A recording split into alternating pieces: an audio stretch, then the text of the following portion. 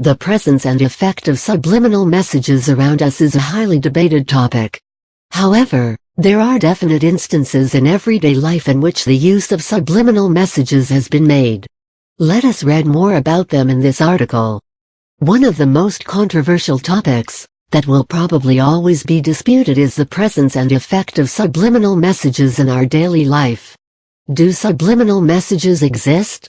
If yes, do they affect our behavior and the way we perceive things in any way? These questions are what this puzzle article will be dealing with. We'll try to understand the concept of subliminal messages and also give you some instances in which these messages are used in our day-to-day lives. Meaning of subliminal messages. Our mind has two levels, the conscious and the subconscious. Our conscious mind takes in whatever messages are sent out to us through the most obvious channels. For instance, when you watch a movie about a gangster, your conscious mind by default focuses and processes only the information that is related to the whole concept of gangsters. It will not focus on a barber scene in the background of a fight scene. Because that is not what it is trained to do. Our subconscious mind, however, is the one that registers the things going on in the background. Since it is a subconscious part of the mind, we don't even realize that our brain is processing the information. This subconscious part of our mind is said to be below the threshold of normal perception. Hence it is called the subliminal part of the mind. Any messages intended for or perceived by this part are called subliminal messages. Generally, these messages appear in the periphery of another visual display and are usually in the form of continuous but flash messages or messages that appear for a fraction of a second. Whether these messages are intended to bring about a change in the behavior of the recipient or they're just a trick implemented by a bored visual artist is debatable. Let us see some of the instances where subliminal messages are found very obviously. Instances of subliminal messages. Given below are some of the most common fields that have made use or continue to make use of subliminal messages in their works. These messages may or may not have an underlying meaning, but the truth is that they do exist. Let's see how these messages have been used. In songs, subliminal messages in songs was a fairly common phenomenon, especially in the yesteryears. There were many artists who induced subtle messages in their songs which could be deciphered when the songs were played backwards. Most of these messages revolved around Satan worship and the like. Given below are some popular examples of the use of subliminal messages in songs. In the song Hotel California, the line "There were voices down the corridor, I thought I heard them say, 'Welcome to the Hotel California,' when played backwards, sounds like 'Yeah, Satan, he organized his own religion. Yeah, when he knows he should, how nice it was delicious, he puts it in a vat and fixes it for his son which he gives away." Also, apparently the Hotel California that is referred to in this song is actually a street where the first church for Satan was built. Another example is the lyrics of the song Stairway to Heaven, the lines of "There's a bustle in your hedgerow, don't be alarmed now. It's just a spring clean for the May Queen." Yes, there are two paths you can go by, but in the long run, there's still time to change the road you're on. This song when played backwards sounds like, "Oh, here's to my sweet Satan.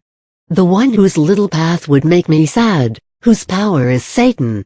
He will give those with him 666. There was a little tool shed where he made us suffer, sad Satan." While no one knows why these messages were included, there are people who do not accept them and just renounce it as a distortion of the songs.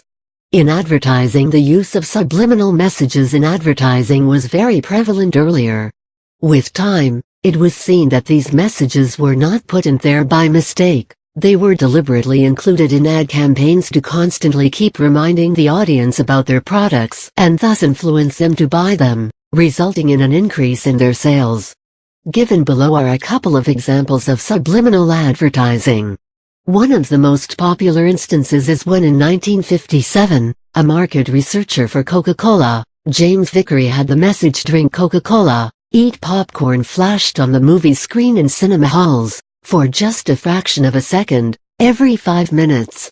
Amazingly, the sales of both Coca-Cola and popcorn went up.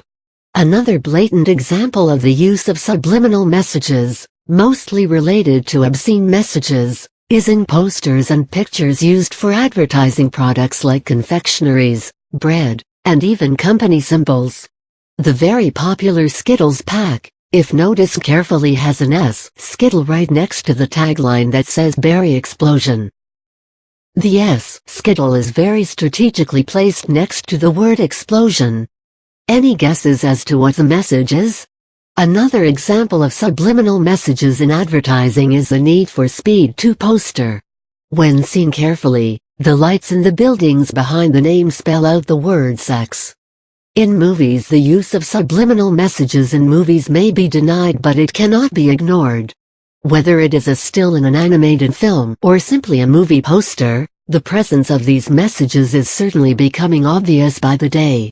Given below are some of the most popular instances of subliminal messages in Disney movies, the leader in subliminal messages, and a couple others too. Such messages in Disney movies have been a matter of controversy since they were discovered. While Disney denies intentionally adding them, saying that it is an error, how does it explain the messages that are seen in so many of its movies? For instance, in The Lion King, the shot when Simba lies on a cliff top and remembers his father, the stars in the sky spell out the word sex. In Who Framed Roger Rabbit, there is a scene in which Jessica Rabbit jumps out of a taxi. If the frame is frozen, it is clearly seen that her bare legs are spread wide and the skirt is flying away from her body. The castle in the poster of The Little Mermaid has been on the list of obscene subliminal messages forever. If you notice carefully, the castle has an image resembling a phallus embedded in it. On the poster of The Silence of the Lambs, the moth that covers Jodie Foster's mouth, when seen very closely, has figures of naked women on it. Subliminal messages, whether used intentionally or not, and whether they have an effect on the psyche of people or not, are definitely an infringement and an invasion into one's mind. More so because it is not the conscious mind that they target, but the unconscious mind. While they can be totally ineffective in most instances, constant exposure may lead to behavioral and other changes.